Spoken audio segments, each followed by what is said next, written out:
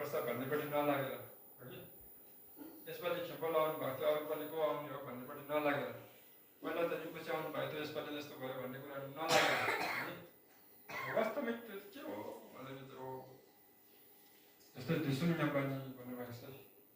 समय त समय नै हो तर हामीले छुट्याउँछौँ होइन भूतकाल वर्तमान काल भविष्यकाल भन्छौँ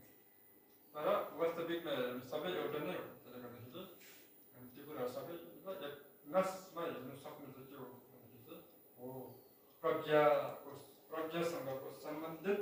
चेतना पनि त्यस्ता भनिन्छ त्यसैले गर्दाखेरि आज हामीले मानिसको साधना ध्यान गर्दाखेरि चाहिँ एकदमै अब हुन त घर परिवार शाखा साथी सङ्गी बाटोमा हिँड्दा यताउता त्यो अब व्यवहारमा हरेक कुराहरू आउँछ त्यो अब हुनु पनि पर्दो रहेछ तर साधनाको समयमा चाहिँ जुन हाम्रो उपदेशमा भन्नुभएको छ त्यसलाई चाहिँ एकदमै विशेष ध्यान दिनु हुँदछ